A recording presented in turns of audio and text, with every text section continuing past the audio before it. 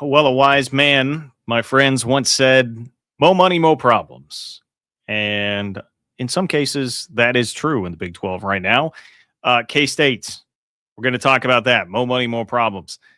Less money, still more problems would be the case at another Big 12 school. This one, a Big 12 power, and their legendary Hall of Fame head coach sounded off about it. You're going to hear exactly what he had to say and how big of a deal it is. Is one school going to lose a couple of coaches over this? BYU, man, free fall mode right now. 3 straight losses. Houston coming to the crib on Saturday. I will be in attendance, by the way, flying out tomorrow.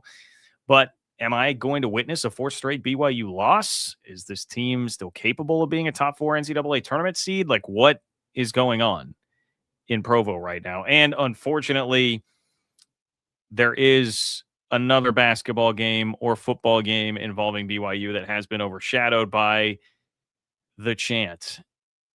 Though this one I think is a little bit different, but we'll talk about it because I'm tired of games getting overshadowed by all of this. All right.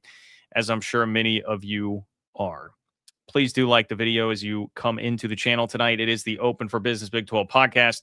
I am your host, John Kurtz. This is where, of course, the Big 12 does just mean more. Thank you all for being here. Bracket Cat, thank you for showing up and being first in the chat tonight. I appreciate you, my friend. As you come in, please fill up that chat room. And if you want to submit a super chat, you can do so by clicking the $ below the chat box. And it will guarantee that your question or comment makes it on the show tonight. I appreciate all of you who do that and support in that way. You can also support me on Venmo at John-Kurtz-4. If you do so, I will kick off the next show with your question or comment. So good way to go if you are not watching live. Real quick, let's say hello to Andrew, who submitted via Venmo. Andrew, I appreciate you. Andrew asks, if you were the supreme dictator of college football, what would your conferences look like, and what would the system you use to crown a champion be? My entire ecosystem would look like Project Rudy. I'm going to tell you, look up Project Rudy. There were like 7-10 team conferences organized by geography. I love it. Let's go to that. And I would say now part of the problem there is it's like 7 teams, but there was promotion and relegation, I believe, involved in that. So take those 7 teams, the champion of each division or whatever, right? And then take one team from the lower level, because they're in that system, there were like, I think the rest maybe of FBS would get to play. Take the one winner, the best team out of that group, and then put them in an 8-team playoff, and off we go. That off the cuff is the best answer that I can give you. I have been a big proponent of Project Rudy. Not everybody is, but I sure do. Appreciate Project Rudy. Not everybody is, but I do. Anyway, you get the idea. Thank you, Andrew. I appreciate you, my friend, for supporting in that way. Subscribe to the Open for Business Big 12 newsletter, ofbnews.com. And if you want national college football content from me, you can subscribe to the OFB College Football channel. You can find a link in the description to that. Let's not waste much time here, ladies and gentlemen. Some basketball was played last night in the Big 12. We're going to react to that, but some of this is the stuff surrounding the basketball, okay? One of the Big 12's best programs, football or basketball, is broke. Totally broke, according to not me, but their Hall of Fame legendary head coach. In this video, you're going to hear the coach say it himself, outline the problems, and I will answer the question, does this put one school in jeopardy of losing 2 legendary, very good head coaches? So there was Big 12 basketball last night, and I don't think it's fair to say it was ho-hum. It was ho-hum outside of BYU, Oklahoma State, which I will get to. But outside of BYU, losing at Oklahoma State, the chants and all that, everything else is pretty ho-hum. You look at this Houston-UCF game, UCF has been pretty good. So maybe ho-hum is doing Houston a disservice because they spanked UCF. They won by 24. 18-6 from Kingston Flemings. Houston's now 20-2. They're 8-1 in the Big 12, just a game back of Arizona, still lurking there. Houston very much alive in this Big 12 title race. And you wouldn't have thought that the game yesterday was really all that big of a deal. Ho-hum. Houston won a home game and won it in dominant fashion. Like, must be a day that ends in Y. Houston is also a program just 1 year removed from almost winning a national championship, coming up just painstakingly short. Okay. Good times, though, at Houston. As I mentioned, their program almost won a natty last year. They're rolling again this year. They crushed UCF last night. Their football squad won 10 games this fall, and they're likely, I think, to be a preseason top 25 team. They should be. If they're not, I will have something to say about it if they are not. And they have what appears to be a very, very good football coach. And yet all is not well. All is not well for Houston in spite of all of that, because during a ho-hum game, Kelvin Sampson did have a post-game press conference, as most coaches typically do, right? And Kelvin Sampson did not mince words when talking about the current state of affairs at Houston after the game. Now, I'll just set this up like he's talking about, in general, their team this year, and he starts talking about guys who came back, and eventually it rolls into this where he's talking about recruiting and where they're going to go next and all that. And that's where you get this definitive quote about the current state of financial affairs at the University of Houston. We have a very poor athletic department. We're poor. You know, we're poor when I got here, and we're still poor. We probably have the lowest budget of anybody in Power 4, you know, and, you know, the way our recruiting is going, we have to stop at some point because we don't have enough money to keep bringing in really good players. And that's not easy for us to do. You know, people ask about recruiting. You know, teams that have the best recruiting classes usually have the most money. That's the way it is today.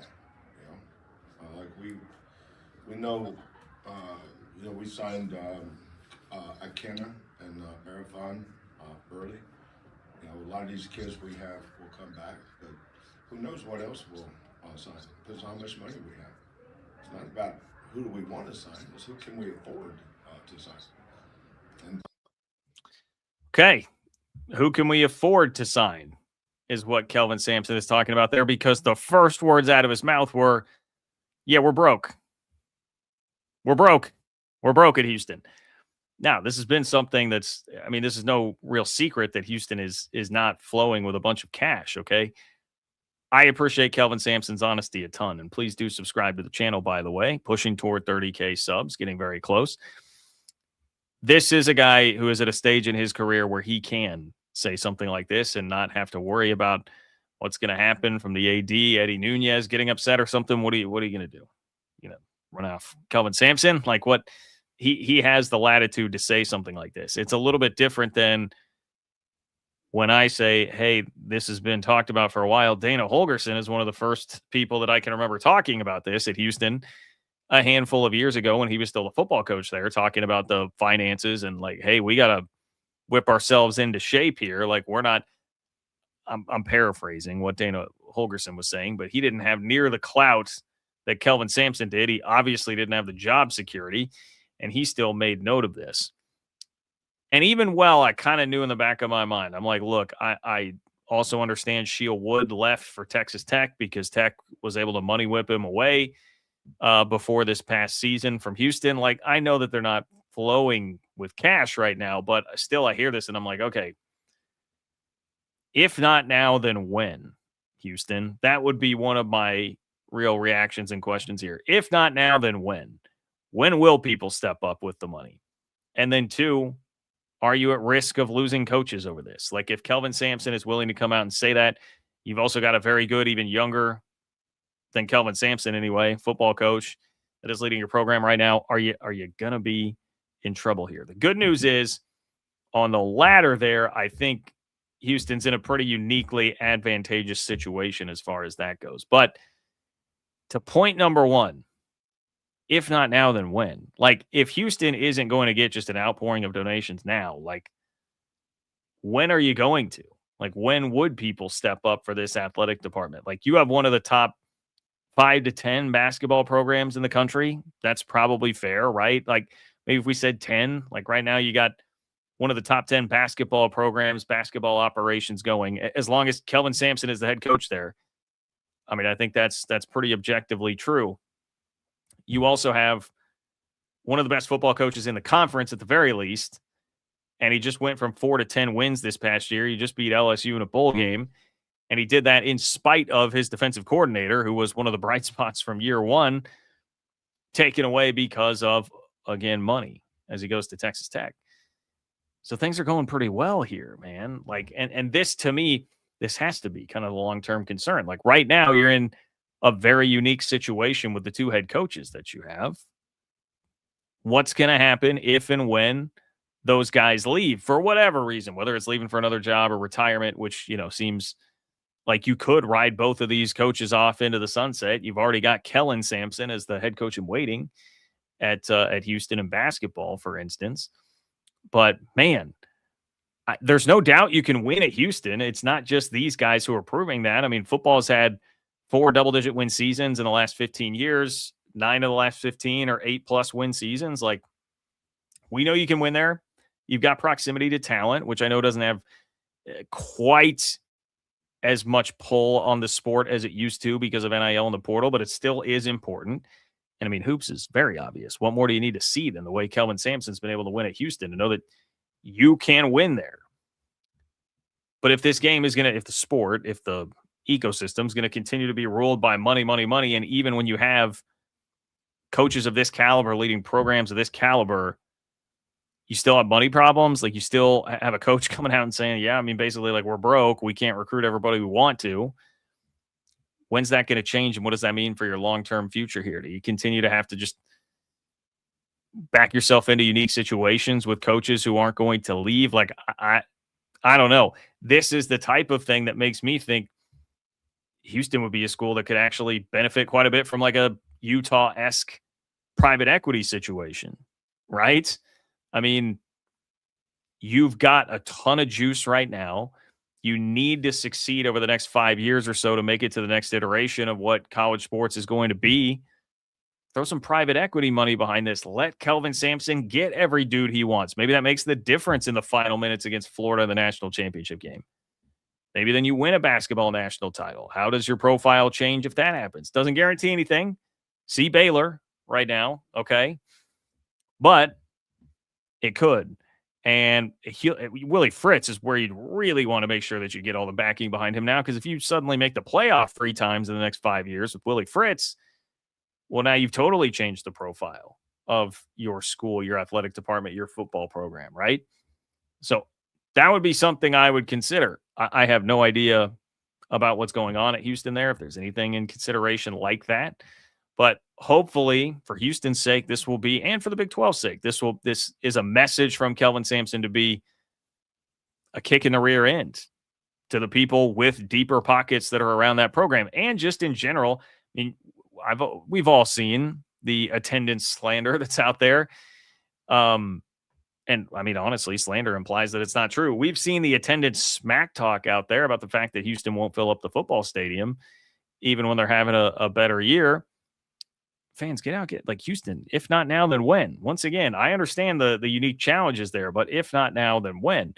So now point number 2, would Willie Fritz or Kelvin Sampson leave because of this lack of support? Look, you're in a very unique situation here. I think the chances of that are much more slim than they would be at a lot of schools and in a lot of situations. Kelvin Sampson's 70 years old. His son is the head coach in waiting, right? He's got this whole operation. It's bigger than him. Not only is he like obviously on the back 9 of his career, but it's bigger than him. He has his son in place, ready to be the head coach in waiting to take over a major program like a Power as his first head coaching job. What more could you want if you're Kelvin Sampson? That's, we're talking legacy stuff here that's in place for Kelvin Sampson. So I would doubt that he is ever leaving. Willie Fritz, maybe a more interesting case there. He's 65. He's been a guy that has just progressively moved up and up and up the ranks. More of the question here might be, would a bigger job than this be interested because of the age? Like, how long? But Kyle Whittingham, it was 65, right? The same age, basically. Let me make sure I have this right. Someone's probably screaming at me that I have this wrong. Kyle Whittingham is close anyway in age, and he just got the Michigan job. So, okay, Kyle Whittingham is a little bit younger here. I'm seeing this. Oh, no, 66. Nope, 66. Okay. Kyle Whittingham, a year older than Willie Fritz, slightly older. He got the Michigan job. So it could happen. It could happen. Houston, step up, man. Maybe in some ways this is Kelvin Sampson speaking for Willie Fritz too. Like, I'm sure all the coaches have to be feeling this right now.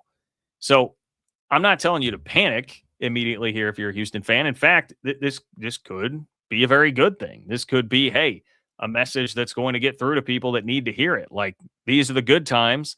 Let's let the good times roll. Let's not make sure that these evaporate very quickly. And Sampson, of the two, Fritz or Sampson, is the guy that definitely has more of the demeanor and the clout to come out and openly say something like this. Though Willie Fritz also was not shy when he lost Shield Woods about saying, like, yeah, we they had more money to give him, right? So nobody is totally afraid at Houston to call out what the reality is. And hey, maybe this is a wake-up call too for Big 12 schools that are spending a lot more money, that have more money, more fluent in cash, and they're still getting punked by Houston. I've got one of those in mind that we're going to talk about in just a moment. And speaking of that, click here if you want to see what happens when a Big 12 school has a ton of money but spends it very poorly. That's for the folks watching the clip. If you're watching live, pay no mind to that, but I appreciate you for being here. Please do like and subscribe. All that really helps. We're getting very, very close to 30,000 subs, ladies and gentlemen. I'm so grateful for all of you on that front. We have added a lot here lately, so thank you to the new subscribers to the channel. It has been quite a journey, and I'm excited to get to 30K. Thank you all. Please subscribe to the Open for Business Big 12 newsletter. That is pushing toward 6,000 subscribers. So once again, getting close to a milestone there. It would really help me out, and it's totally free just to do that. Fill up the chat room, but if you want to ensure that your question or comment makes it on tonight, you can click the $ below the chat box to submit a super chat. I appreciate all of you guys who do that. So from one school that is winning big with not much money to one school that is winning, if it's possible to be winning negative basketball games right now, that's what's happening with a ton of money. That would be yours truly's Kansas State Wildcats. You won't believe how much money K-State is just lighting on fire to be a last place basketball program right now. As bad as you think it is, I can promise you it's worse. And in this video, I'm going to give you the numbers. I'll give you the context that makes them even crazier. And I do, K-State fans, hang with me, because I do have one big positive that K-State fans can actually take away from the mess that is the K-State basketball program right now. Look, there's not much sugarcoating what's happening on the court. K-State's down very, very, very bad, as the kids would say. 1-8 in the Big 12, tied for last, 10-12 overall, 2 games under 500, barreling toward a third straight season without making the NCAA tournament, a second straight season that will be sub 500, and each of the last 2 seasons doing it with $10 million plus in NIL. Top 5-ish money last year, certainly top 15 to 20-ish money this year in the country. Just had the third worst home loss in school history by 35 points to Iowa State on Sunday. Lost by 24 at home to rival Kansas the weekend before, and that was without Darren Peterson, okay? Without the guy that's drawing comps to Michael Jordan on Twitter right now. I know it's just how his jump shot looks, but I've seen all that, okay? It is hard to deny that the way he looks when he shoots a jumper. Anyway, K-State's tied for last. Only Big 12 win is Utah. And there is one thing that separates K-State and Utah, and that's already been mentioned a bit here. But look, Utah's got a first-year coach, Alex Jensen, just coming in trying to figure out the lay of the land, figure things out. K-State's got a coach 3 years removed from the Elite Eight that continues to get worse, that is throwing a barrel of money at this problem, much more money than what Utah has, which that is the one big difference between the two. Money, lots of it. And K-State is struggling mightily. Most people know, and maybe if you're just tuning in this week, you haven't seen some of the other content I've done around this, you're thinking, okay, well, he's going to tell us about the $18.7 million buyout for Jerome Tang. Okay. No, that's not what this is. Most people know about that. But until this week, we didn't know for sure about another financial problem that is a big issue with the basketball program. So, yes, K-State does have an $18.7 million buyout they would have to pay, as of right now, contractually to Jerome Tang to fire him this year. Basically, the worst part of the situation is that it only goes down by $3 million a year. So if you can't stomach 18.7 It's not going to feel a whole lot better to stomach 15 next year. That's the predicament that K-State is in. But again, it gets worse. Please do subscribe to the channel. Getting close to 30,000 subscribers. Appreciate everybody who does that. Totally free. Okay. The situation is becoming increasingly hostile, right? And this week, I'm sure this is something that was not welcome news to the staff to see it get out there. But all this talk about Jerome Tang's contract and the increased buyout, it happened when he flirted with the Arkansas job a couple of years ago. But we had not seen the assistant coach salaries that went along with that until this week. Kellis Robinette of the Kansas City Star and Wichita Eagle did some digging and got his hands on those actual contracts. So now we see what the assistant coaches are making on Jerome Tang's staff. And man, K-State fans, again, there will be a positive before I am done here. There is a positive. I have some spin for you, but first you got to hear these out. And just hearing these numbers will not do it full justice. You need to get the full context behind them. All right, so hear the numbers first, and then I'll give you the context. So Matthew Driscoll is making $550,000 on the staff. Jerome Dowling is also making $550,000. Rodney Perry is making $350,000. Bill Peterson, $150,000. Anthony Winchester, $125,000. Okay, so you hear those numbers, and I think in the context of especially like football coaches, where you hear the numbers that get thrown around there. I mean, there are coordinators in the Big Ten and the SEC making $2 million plus a year now. Like those numbers have gotten pretty wild. So without context, you can kind of be like, I mean, hey, it seems like a lot of money, but like, I don't really know. Look, paying two coaches, paying one coach $550,000, you'll see some of that. Paying two coaches $550,000 is insane. That's crazy. You don't see that. And I've got some examples here. This is where this needs to be contextualized. Okay. So the most staggering thing here that I will drop on you is that Kansas, the Jayhawks, very good basketball program, right? They hired a former NBA coach this offseason. His name is Jacques Vaughn, KU legend, former NBA head coach. Okay. He is on Kansas's staff. He is making $360,000 this year. $360,000. Former NBA head coach. K-State is paying Matthew Driscoll and Jerome Dowling almost $200,000 more than a former NBA head coach. Two members of this staff. And look, Matthew Driscoll, set aside that one. I'll explain in a minute, but I understand that a lot more than I do the other one. Driscoll is basically like an associate head coach. He's been a head coach. He just was the head coach at North Florida. That was going to take some money to get him here. He's a guy who's well respected. He would have had options. You really, really needed him. And I thought he was going to be a huge key to this season. That's one thing. Look, Jerome Dowling. I mean, supposedly there was flirtation with West Virginia this offseason. The highest paid coach on West Virginia's staff makes $375,000. I don't know. I have no idea if Jerome's salary went up this year or if it was with the Tang thing 2 years ago. But like, what are you doing? $550,000 is wildly unnecessary. Now, not saying anything to him. Get your money, man. And Jerome Tang, get your assistant coaches paid. Like, that's your job. Do it. It's like, K-State, what are you doing? What are you doing with that? That is not a necessity. It should not be a necessity to keep a guy around. That is crazy. Crazy. Texas Tech, here's another example. Texas Tech hired Jeff Linder from Wyoming. He was the head coach at Wyoming, got an at-large berth in the NCAA tournament, a good enough coach at Wyoming to get an at-large berth in the tournament. He's hired to be like a number two to Grant McCasland. Last year, he made $528K. He made less than you're paying two coaches on that staff. That's Texas Tech, guys. I don't know if you've heard, but Texas Tech's got a lot of money. They got a lot of this. They throw the money around. So the fact that you are paying two coaches that, I mean, look, if you want to call, again, Matthew Driscoll and Jeff Linder a wash here, like, okay, fine. Bro, like Jerome Dowling should not be making as much as an accomplished coach like Jeff Linder or $200K more than Jacques Vaughn.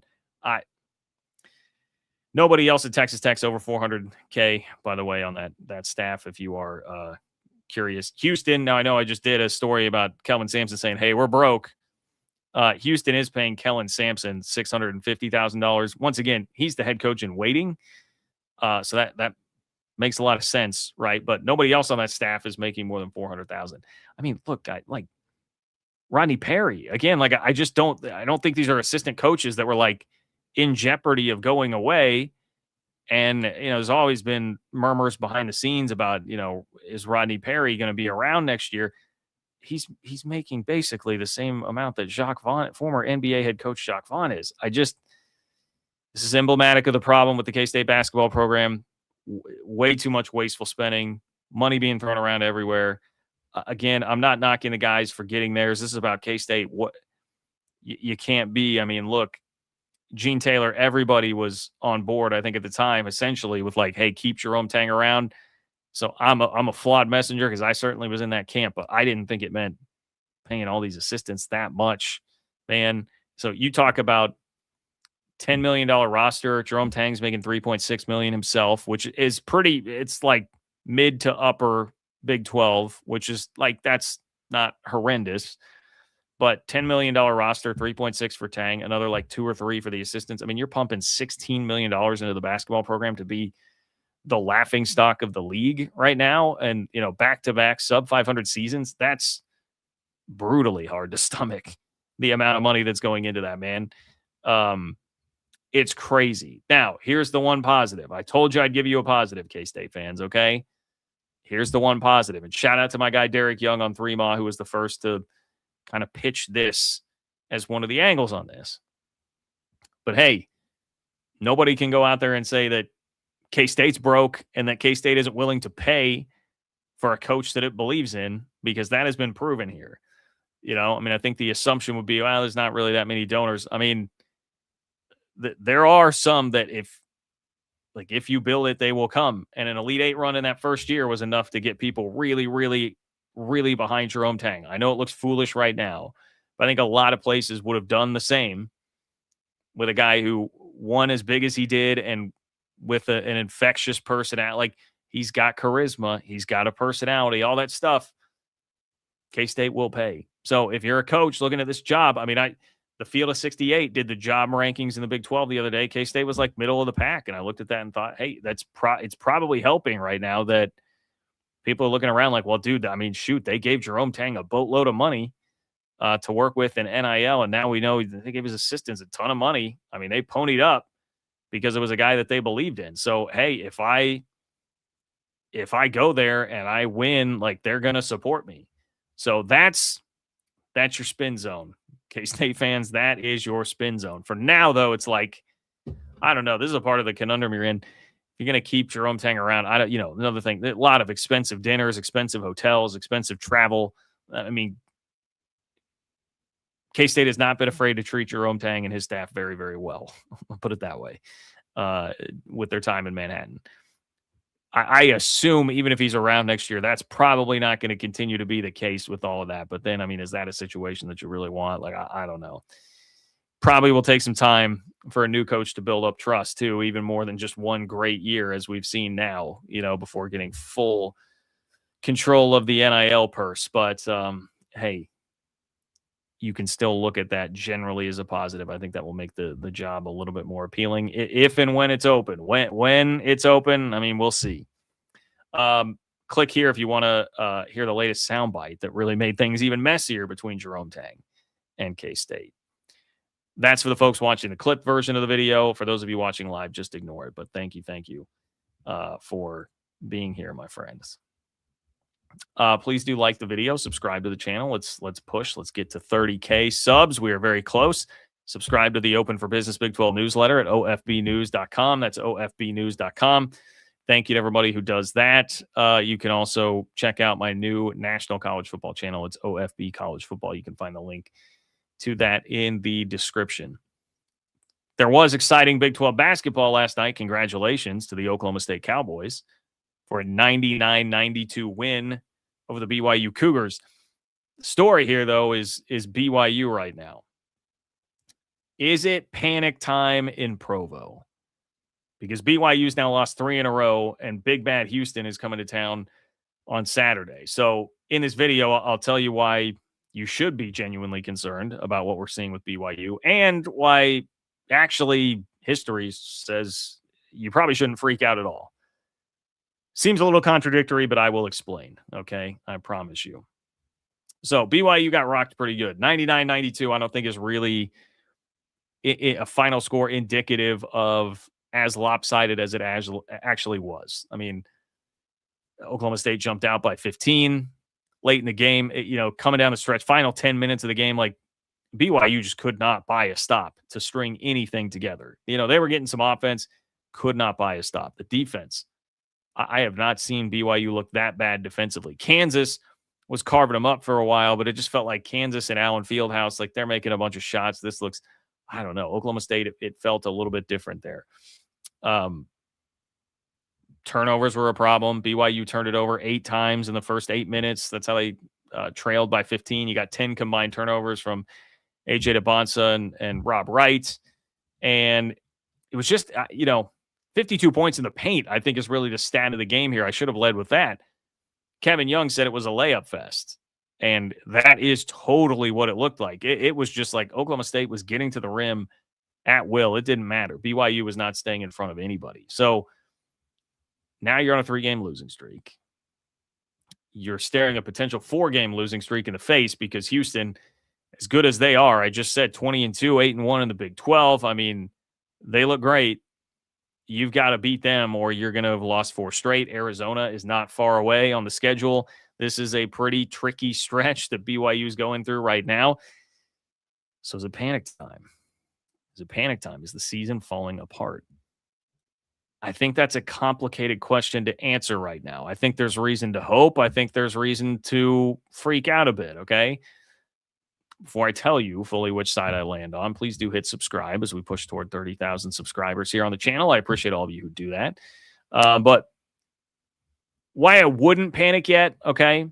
This would be the biggest reason if I were going to tell you, like, hey, it's not worth getting too terribly worked up. That is that lots of good teams, like historically, most good teams, good to great teams, are going to have a stretch like this. Your mileage may vary on how long the stretch is, how many of the games are actually losses versus maybe you struggle in a close win. But you get into the dog days of the season, like every team is going to have some stretch like this. And these are, I mean, my friends, early February in the Big 12, the grind of this conference. Like these are the dog days. You think of Major League Baseball, the dog days of summer, a game in July. Like that's where we're at on the college basketball calendar right now. Even if you look at a team, so like Iowa State last year, they start 17-2, then they lose 3 straight. They lost 6 of 11, so they have a stretch where they're like 6. They're basically a 500 team there for a while. Still wound up as a 3 seed in the NCAA tournament. BYU last year, timing a bit different because it was the beginning of conference play when BYU really struggled, but BYU started 2-4 in the league. Then they went 12-2 the rest of the way and finished 14-6. So even within the context of BYU under Kevin Young, we've seen them endure a 6-game stretch where it was not going well in Big 12 play, and they turned it around. Other reasons not to panic here. I mean, if you're just thinking about the tournament profile and what your ceiling is in the NCAA tournament, like BYU's profile is pretty strong right now. Top 25 strength of schedule. You're still 17th in the net. You're 18th in KenPom. Like you're doing pretty well. You're still within striking distance of being a 3 or 4 seed if you can turn this around. If you're curious about KenPom's predictions, by the way, they've got the Cougars at 22-9 and 10-8 by the time the season is done. And the other thing is, like, I mean, last night, I know it doesn't feel great. Oklahoma State on the wrong side of the bubble for now, but that's a quad 1 loss. That's not some horrific loss. Oklahoma State is a team that has some legitimate teeth to it. I think they could very well be an NCAA tournament team by the time it's all said and done. That's a quad 1 loss on the road. Jacked environment, fired up place. That's not a bad loss.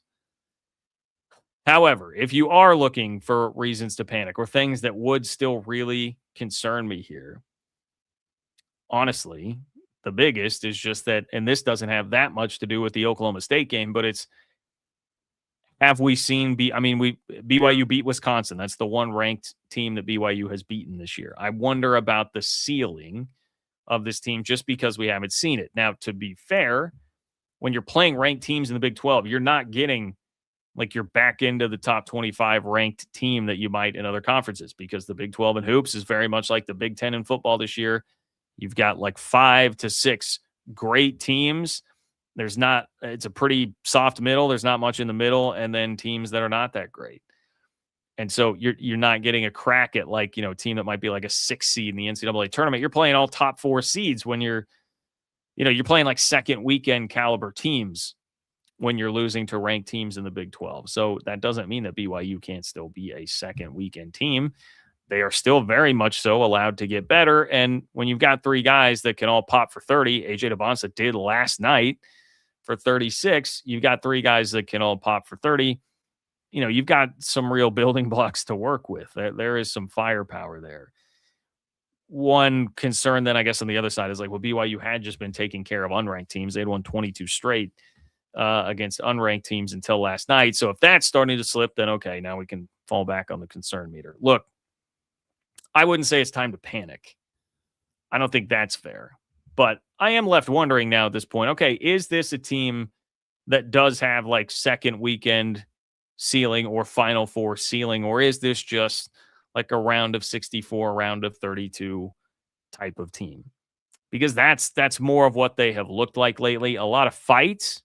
You've definitely seen that, particularly in the Arizona and Kansas games. There's a lot of fight there.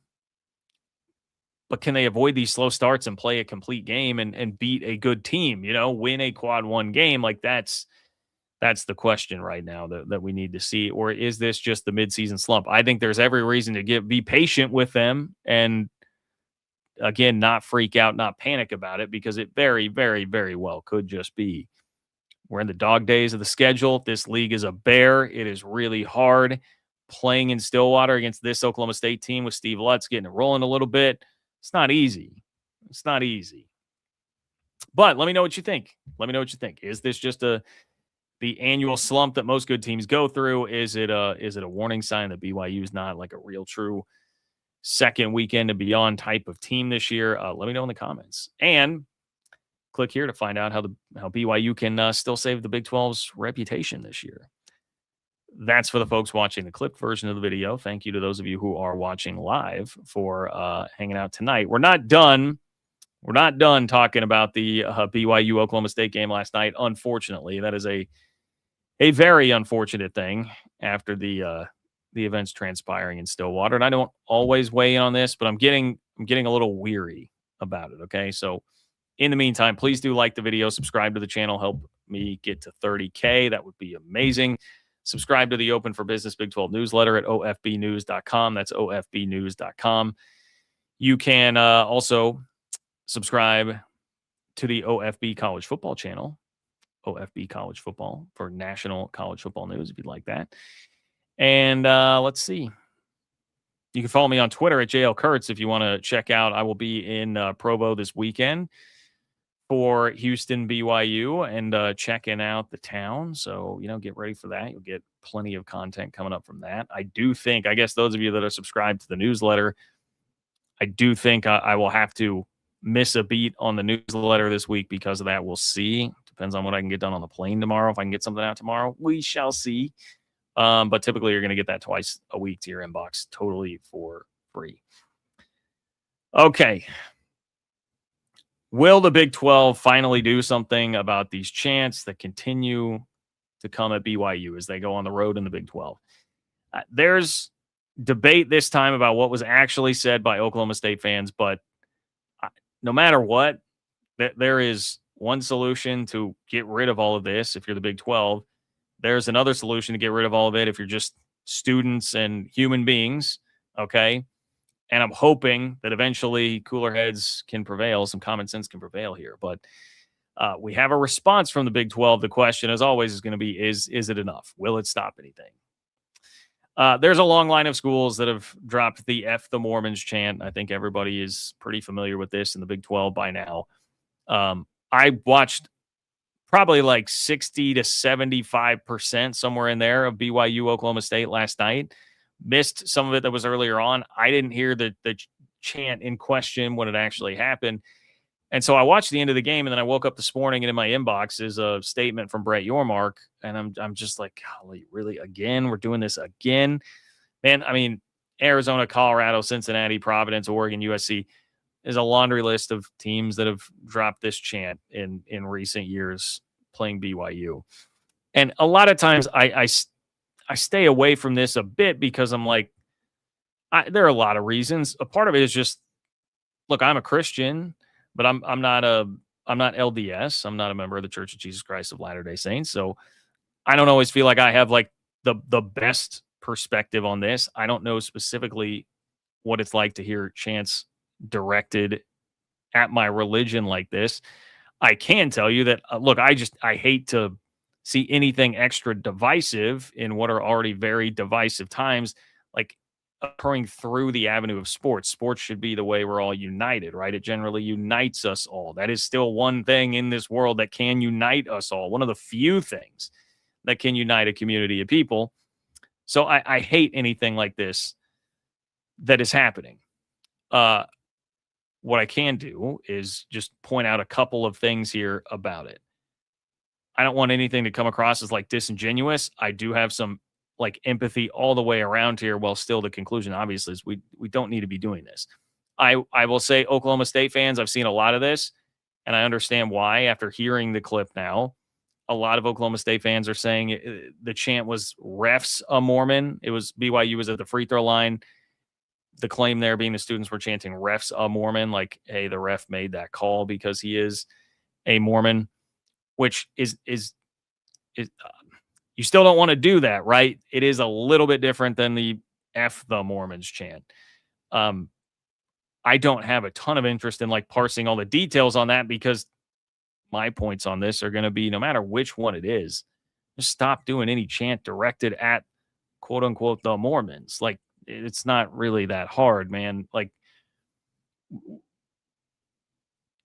if you're, well, you should, they're college kids, right? But you should know that if you're going to do any kind of chant that's meant to be derogatory with Mormon at the end of it as the punctuation, like, it's going to get construed like that. It's going to get taken like that. So let's just cut all of that out. I'm not willing to cut a ton of slack on that. All right. Where I will at least have some level of understanding. And again, I talk about empathy here and me being an imperfect messenger on a lot of these things. I was a college kid once that was on the front row. I mean, I would wait forever to get into K-State games to be as close to the front row as I could. As a student, I yelled plenty of things that I am not proud of these days. Like, I don't even really remember a lot of the specifics. I was trying, didn't I have a note down? Well, look, at K-State, it was always FKU, right? Certainly was a part of that. You know, I mean, back in the message board days, someone leaked Brandon Rush's phone number the night before the K-State KU game. I remember calling him with the intent of saying something like that, and then basically just freaking out when he actually answered the phone. True story.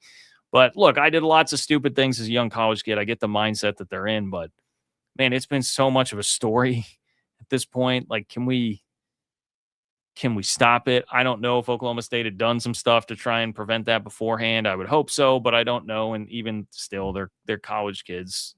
You know, you get a couple pops into a college kid, it's hard to stop. I do get that. But man, it's just happened so much now that it continues to be a distraction from these games. Like, that was an exciting win for Oklahoma State and trying to build up this program and this team. And it was a fun Oklahoma State team to watch. And now we're sitting here, we're talking about this yet again. I'm seeing all these tweets about it. Field of 68's video of Kevin Young is going viral of him talking about it after the game. And I'm like exhausted with it at this point. Like, obviously there is the piece of it, like, hey, don't attack someone for their religion. Like, obviously shouldn't even need to be said. But the other part is like, guys, it's getting old, man. Like, I try to put myself in the mindset of the college kid. And I'm like, I was always the guy in the student section anyway, that's like, look, if we're going to try and take someone down, like, have it be clever, you know, like, they're not clever. Even the ref part, not clever. Like, you know, it's kind of the concept with comedy. Like, if you're going to have like offensive comedy, it better be funny, because if it's not, it's going to land horribly. So there's a million reasons why this shouldn't happen. It's so frustrating. Now, as for the Big 12 and what the Big 12 is doing with it, They released a statement the Big 12 Conference is aware of and is investigating reports of inappropriate chants that occurred during last night's BYU-Oklahoma State men's basketball game. All parties have been notified. The conference has zero tolerance for this behavior or for behavior of this nature and will address the matter in accordance with Big 12 sportsmanship policies. Oklahoma State put out the typical kind of cursory statement that you would expect there. So, I mean, the Big 12 has always been very quick to jump out on this and release a statement there. But these punishments clearly are not working. Nothing has been punitive to get through. My thing here is, well, I would like these students have to have heard of this. They have to have gotten the idea at this point, but maybe a lot of them have not. But there are some easy solutions that would get their attention. And this is where I just wonder where the league is headed with this ultimately. Is it that you've got to get to the end of the athletic year to have more meetings and discussions about this and like formally approve something? But a very easy way to get this to stop would be institute, hey, if it's football, it's a 15-yard penalty. If it's basketball, it's a technical foul, right? I mean, that would be like students will care then, I mean, that's going to get their attention. I saw people also suggesting, hey, well, if a school is going to get fined for it, then have the fine go directly to like BYU's collective. You're putting money literally in their pocket. I still think that the better way, a student might just say like, whatever, I don't care. But they'll care if it's going to directly affect the outcome of the game that they're watching right there. So it still feels like that's the only way that's going to stop it. Like, I'm sure there are complications with it. I mean, how do you come up with like something uniform across all different sports, right? We're playing a bunch of different sports. You have to come up with a specific rule or penalty in each sport. I don't know. I'm sure there are a lot of complicating factors there. But what I do know that keeps happening is it keeps being a story. I mean, Dick Vitale was tweeting about it last night, right? Like you still get random people on a Wednesday or Thursday night just tweeting about your conference having these chants happen again because, you won't do anything that is punitive enough to make it stop. Like at a certain point, regardless of, again, I'm setting aside, I'm trying to be more like practical about all this instead of like the obvious is, it's horrible. You should not be attacking any religion. And if you did it for other religions, it would be a massive story, right? But even beyond all that, like it's a black eye for the conference right now. I wish something more would be done that is more punitive to just so that we can stop talking about this. Like it is getting exhausting. And I am not somebody.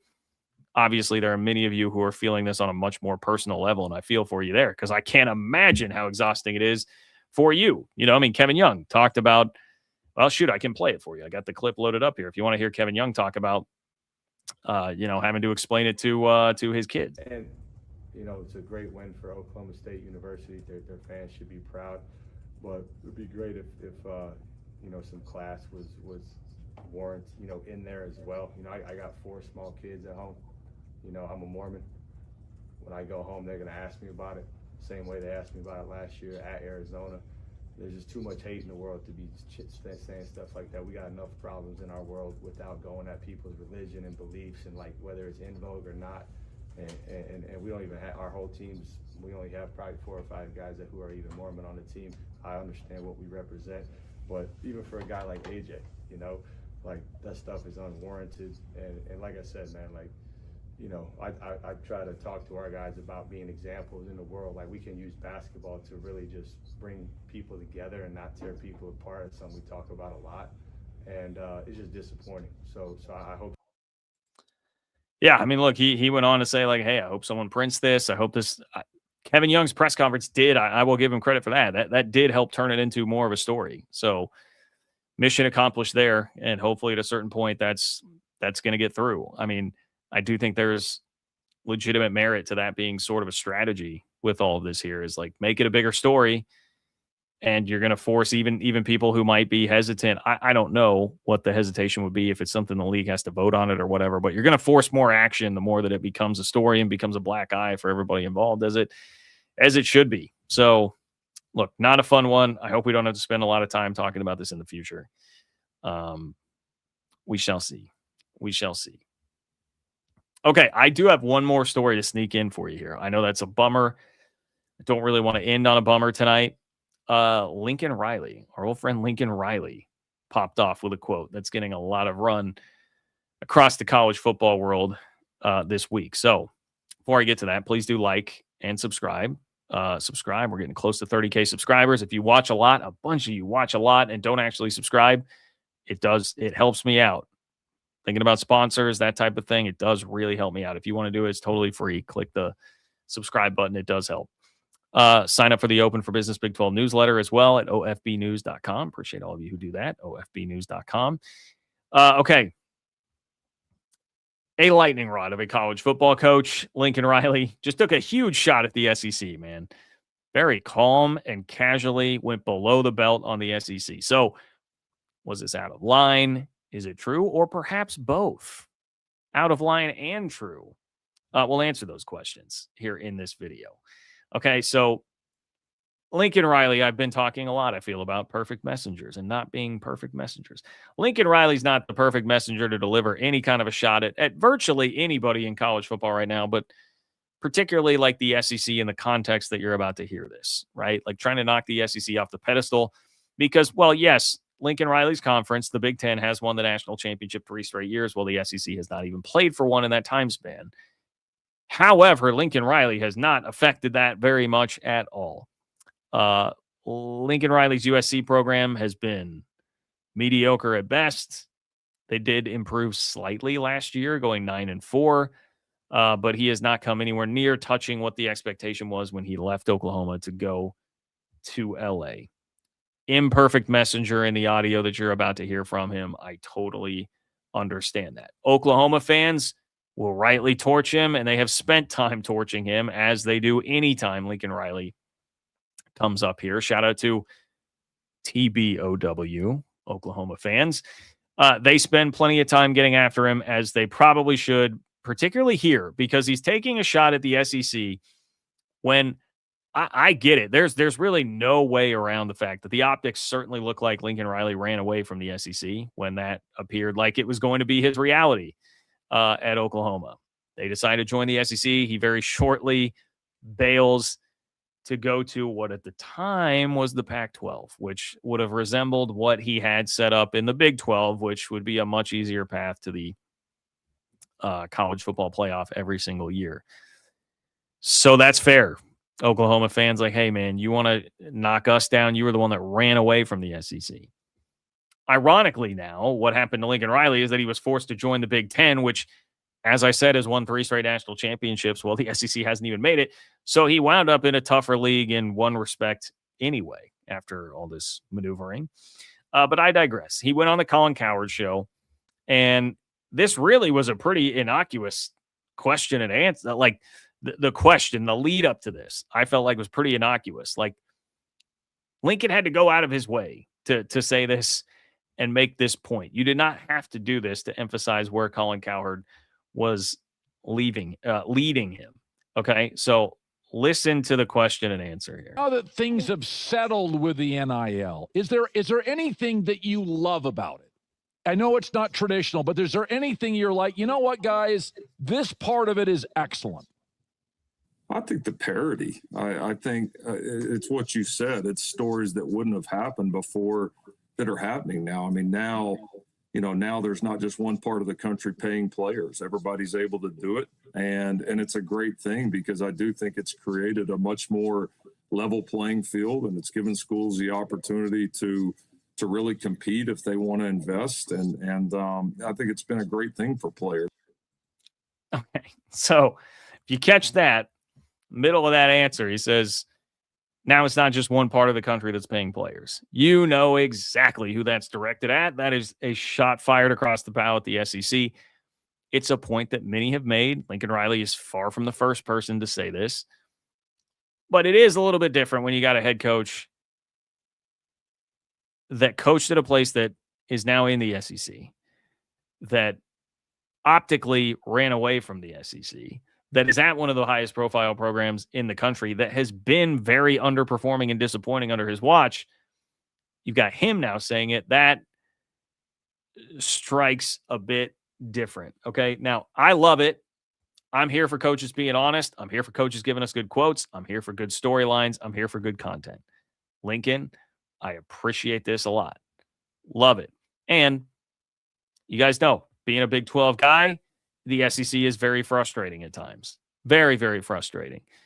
In particular, the last 3 years when they have proven on the field over and over again, they are not deserving of the crazy special treatment that they desire and have become accustomed to. So I'm not going to begrudge Lincoln Riley from saying that at all. If we're talking about the specifics of the point, yeah, I mean, it sure seems like SEC programs, it's been pretty well established. We're paying players much more so than most others across the country. I'm not saying it never happened at bigger Big Ten schools or wherever else, but it does seem like the SEC was more prolific with that. Or, the Southwest Conference was pretty damn good at it too back in the day. Ask Eric Dickerson, right? I mean, they're not totally alone, but I get the stereotype and the point, and there is probably some truth to that. Probably some truth. I think there are a bunch of other factors if we are to talk about what the biggest difference is between now and 5 to 10 years ago, like the 2010s run of dominance for the SEC. I think it's a bit more complex than just everybody else being able to pay players. I think it's this combo of the transfer portal along with NIL, because Georgia can't hoard a second and third team of future NFL players that is still better than, 90% of the country's rosters. That was the thing. They had so much depth. They could just come at you in waves. Well, now because players can freely transfer, like it's not all just about money. They can go somewhere else and get a bunch of playing time and have a really good cushy situation at a pretty good school, even if it's not Georgia. And so Georgia can't stockpile the second and third team. I think that's the biggest reason. Some of that is money aided, but it's not all. And those two on the radio were making the point also about Indiana, which is totally fair to bring up. In a different era, we're not likely to get Indiana. We're not likely to get what happened with Kurt Signetti. It's one of the things that frustrates me a bit. I get it. Kurt, if you want to call Kurt Signetti biggest turnaround in college football history, I get it at this point. I mean, that was obscene run. It's amazing. But, Bill Snyder, who previously held that title, totally different era. It took you so much longer to build up a program than it does now when you can hit the portal and change. So the dynamics have shifted, and Indiana clearly would not have happened if we weren't in this era. But I don't know that Indiana was like all about NIL. It was not like Indiana came in and threw way more money at a bunch of players than everybody. They just were able to use the transfer portal to bring guys from James Madison, and they evaluated really well. They had adequate money, but nothing crazy. And then they just had a hell of a coaching staff, an insane coach, and they coached these guys up and executed like crazy. And that's how you get the Indiana that we had this year. So it's not all quite as simple, I would say, as like, hey, now everybody can pay everybody. So long story short, all that to say, one, Lincoln Riley, imperfect messenger, even if this is funny and I enjoy that he did this. Two, it's more complicated than this. So he really simplified it when I think it is more complex than that. And three, if he is making it more simple without going through the complexity of it, feels like a guy who just really wanted to make a point. He really wanted to needle somebody. Like I get why Oklahoma fans or other college football fans find him unlikable. I'm not saying I do because I don't really have a dog in the fight, but I understand if you're like a rival school, rival fan, I get why you'd say that guy's a little bit unlikable. I mean, he complains a lot, and then he's out here taking a shot that is fairly unnecessary and had to detour out of his way to do it instead of giving a, more nuanced answer about the situation that's going on here. So I'm sure Colin Cowherd was loving it. Yeah, I mean, it played right into anybody that's making content in the college football space. It sure played right into all that.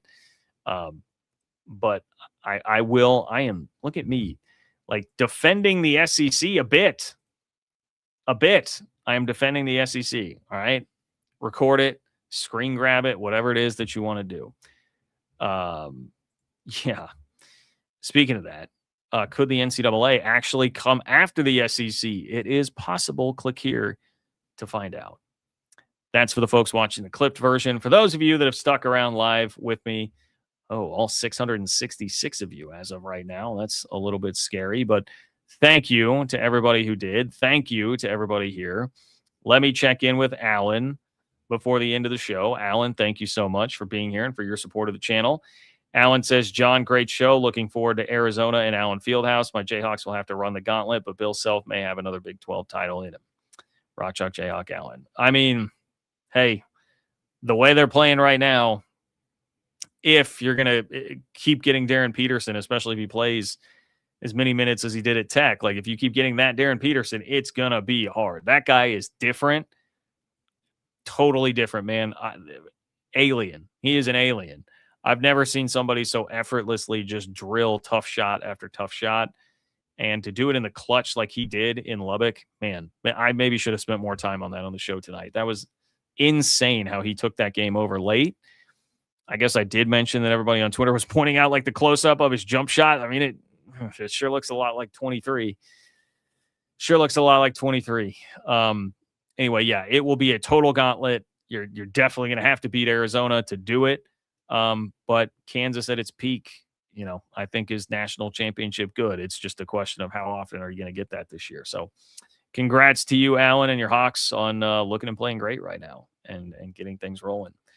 Thank you for being here, Alan. Thank you for your support of the channel. I appreciate all of you. Please like the video, subscribe on your way out, getting close to 30K subs.